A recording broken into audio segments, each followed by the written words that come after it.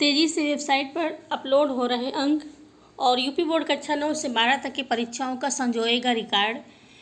देखिएगा, प्रयागराज उत्तर प्रदेश ने high school परीक्षा 2021 के परीक्षार्थियों का लगभग पूरा रिकॉर्ड मंगा लिया है। सभी कॉलेजों ने प्री बोर्ड और छमाही का रिकॉर्ड भेज दिया है। हालांकि कुछ छात्र छात्राओं के अंकों को लेकर गति अवरोध बना हुआ है। इसका हल भी जल्द ही निकाल लिया जाएगा। अब परीक्षार्थियों के प्रमोट होने के आसार अधिक हैं। वैसे इस पर अंतिम निर्णय जल्द ही मुख्यमंत्री लेंगे। और केंद्रीय शिक्षा माध्यमिक बोर्ड यानी CBSE ने इस बार हाई स्कूल की परीक्षा निरस्त कर दी है और परीक्षार्थियों को 11वीं में प्रमोट कर रहा है। इसका देश के अधिकांश शिक्षा बोर्ड अनुसरण कर रहे हैं। यूपी बोर्ड ने भी इस दिशा में प्रयास शुरू कर दिया है, लेकिन वार्षिक व आंतरिक परीक्षा के परिणाम न होने से समस्या आ रही थी। बोर्ड ने पहले प्री बोर्ड और छमाही परीक्षा के अंक वेबसाइट पर मांगे और दूसरे दिन 9वीं के विषयवार अंक व पूर्णांक मांगा। और कॉलेजों ने पहले कोरोना का हवाला देने अंक में आनाकानी की। महत्वपूर्ण खबर वेतन वृद्धि से संबंधित है। 1 जुलाई से केंद्रीय कर्मचारियों को मिल सकता है बढ़ा हुआ वेतन। अब जानिए ज़्यादा वेतन मिलेगा तो इसके लिए क्या खबर है। केंद्रीय कर्मचारियों के लिए अच्छी खबर है। 1 जुलाई से महंगाई भत्ता बढ़ने जा रहा है। फिलहाल रुकी हुई 3 किस्त अदा की जाएंगी। इसके बाद कर्मचारियों का महंगाई भत्ता 28% हो जाएगा, जो फिलहाल 17% है। महंगाई भत्ता बढ़ने से सीधे तौर पर सैलरी में इजाफा होगा। कर्मचारियों को सीधे 2 साल के DA का फ़ायदा एक साथ मिलने जा रहा है। जनवरी 2020 में केंद्रीय कर्मचारियों का DA 4% बढ़ा था। इसके बाद दूसरी छमाही यानी जून 2020 में 3% का इजाफा हुआ।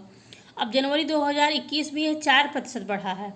इससे यह बढ़कर 28 पर पहुँच गया है। हालांकि इन तीनों ही किस्तों का भुगतान नहीं हुआ है। अब जानिए कितनी बढ़ेगी सैलरी। फिलहाल केंद्रीय कर्मचारियों के पे मैट्रिक्स के हिसाब से न्यूनतम सैलरी 18,000 रुपये है। इसमें 15% महंगाई जुड़ने की उम्मीद है और इस लिहाज से 2700 रुपये महीने सीधे तौर पर सैलरी में जुड़ जाएंगे। सालाना आधार पर अगर देखें तो कुल DA 32,400 रुपये बढ़ जाएगा।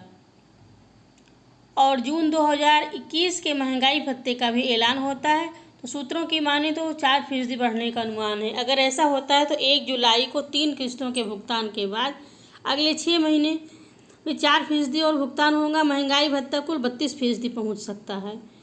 फिलहाल 17% मिलता है DA। AG ऑफिस ब्रदरहुड के पूर्व अध्यक्ष और सिटीजन्स ब्रदरहुड के अध्यक्ष हरिशंकर तिवारी ने बताया कि जून 2021 तक और भी DA में और 3 से 4% की उछाल आने की उम्मीद। इससे जून 2021 के बाद DA बढ़कर 32 तक पहुंच जाएगा। फिलहाल DA का पेमेंट 70% के हिसाब से हो रहा है। केंद्र सरकार इसे हर 6 महीने में रिवाइज करती है और इसका कैलकुलेशन बेसिक पे के आधार पर प्रतिशत से होता है। और भी कर्मचारियों और पेंशनरों को अलग अलग DA मिल रहा है। पिछले साल रोका गया था महंगाई भत्ता। कोविड-19 के चलते पिछले साल सरकार ने 1 जनवरी 2020 से फिर 1 जुलाई 2021 तक के लिए महंगाई भत्ते को फ्रीज कर दिया था। पेंशनर को महंगाई राहत की रकम भी 1 जुलाई 21 तक नहीं बढ़ी।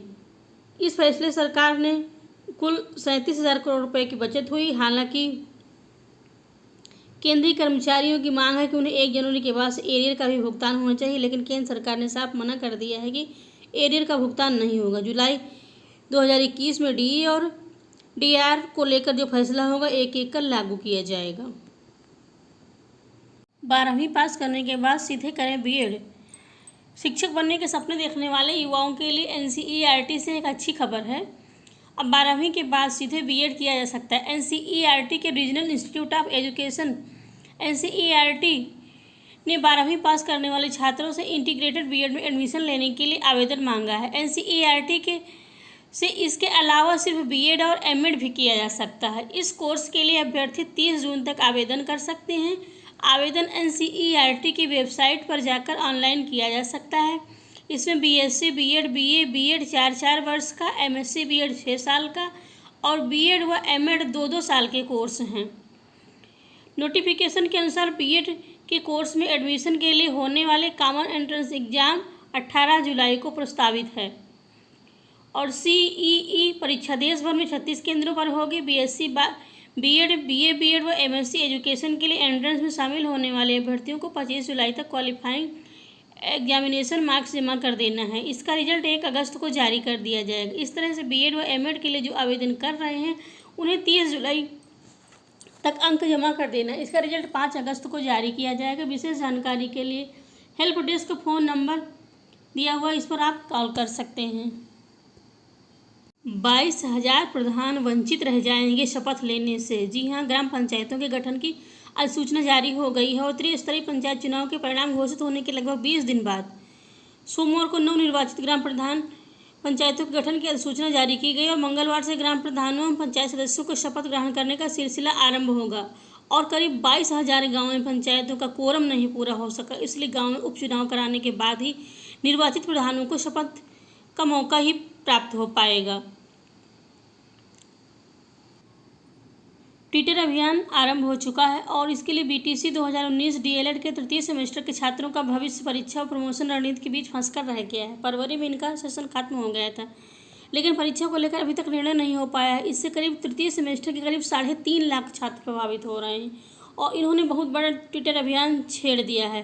प्रमोट करने की मांग को लेकर छात्रों ने ट्विटर पर अभियान छेड़ा है। डीएलएड 2019 बैच के तृतीय सेमेस्टर के छात्रों का सेशन गत 6 फरवरी को समाप्त हो गया था। 3 माह से ज़्यादा समय बीत चुका है, लेकिन परीक्षा के संबंध में कोई निर्णय नहीं हुआ। इसी के विरोध में डीएलएड संयुक्त प्रशिक्षु मोर्चा यूपी के प्रदेश अध्यक्ष रविकांत द्विवेदी की अध्यक्षता में प्रशिक्षु रमेश मौर्य, आलोक यादव, अवनीश शर्मा, गिरिराज सिंह आदि ने अभियान शुरू किया। अवनीश शर्मा ने बताया कि 27 मई को भी अभियान का ट्विटर पर ट्रेंड कराया जाएगा। राज्य मंत्री ने बताया कि पहले तृतीय श्रेणी के पद रिक्त न होने के कारण अधिकांश मृतक शिक्षकों के आश्रित जो टीईटी उत्तीर्ण नहीं थे, वे उच्च शिक्षित होते हुए भी चतुर्थ श्रेणी में सेवा करने के लिए मजबूर थे और यह व्यवस्था उनकी योग्यता के अनुरूप नहीं थी। इसी बात को ध्यान में रखते हुए तृतीय श्रेणी की पात्रता रखने वाले मृतक आश्रितों को पद रिक्त न होने की स्थिति में भी अधिसंख्य पद पर नियुक्ति देने का निर्णय लिया गया। तृतीय श्रेणी के पद रिक्त न होने के कारण अधिकांश मृतक शिक्षकों के आश्रित जो टीईटी उत्तीर्ण नहीं थे, वे उच्च शिक्षित होते हुए भी चतुर्थ श्रेणी में सेवा करने के लिए मजबूर थे और यह व्यवस्था उनकी योग्यता के अनुरूप नहीं थी। इसी बात को ध्यान में रखते हुए तृतीय श्रेणी की पात्रता रखने वाले मृतक आश्रितों को पद रिक्त न होने की स्थिति में भी अधिसंख्य पद पर नियुक्ति देने का निर्णय लिया गया है। बेसिक शिक्षा राज्य मंत्री स्वतंत्र प्रभार डॉक्टर सतीश द्विवेदी के भाई डॉक्टर अरुण कुमार के सिद्धार्थ विश्वविद्यालय में आर्थिक कमजोर वर्ग ईडब्ल्यूएस कोटे से एसोसिएट प्रोफेसर बनने का मामला गर्मा गया है। नियुक्ति पर सवाल उठने के साथ ही अब मंत्री के भाई के लिए कमजोर आय वर्ग का हैसियत प्रमाण पत्र जारी होने पर भी सवाल उठ रहे हैं। वहीं चर्चा है कि शिकायत मिलने के बाद कुलाधिपति एवं राज्यपाल आनंदीबेन पटेल ने नियुक्ति प्रक्रिया से जुड़ी जानकारी तलब की है। हालांकि राजभवन ने शिकायत मिलने और विश्वविद्यालय प्रशासन ने जानकारी मांगे जाने से इनकार किया है।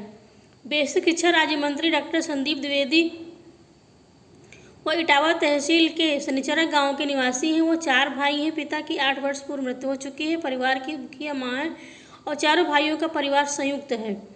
परिवार के पास 36 बीघा पैतृक खेत बताया जा रहा है। डॉक्टर सतीश द्विवेदी प्रदेश सरकार में मंत्री होने के साथ सिद्धार्थनगर के नवगढ़ स्थित बुद्ध विद्यापीठ डिग्री कॉलेज में अर्थशास्त्र के प्रवक्ता हैं।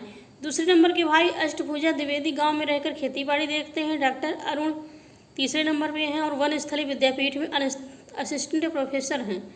सबसे छोटे भाई अनिल द्विवेदी परिषदीय शिक्षक हैं। गांव में पक्का मकान है। डॉक्टर अरुण की शादी नवंबर 2020 में कानपुर की डॉक्टर विदुषी से हुई, जो मोतीहारी में डॉक्टर भीमराव अंबेडकर विश्वविद्यालय में एमएस कॉलेज में समाजशास्त्र विभाग की असिस्टेंट प्रोफेसर हैं और वर्ष 2017 में बिहार लोक सेवा आयोग द्वारा चयनित हुई थी। ये उनकी पहली तैनाती। उनका वेतन 55-60 हज़ार रुपये प्रति माह है।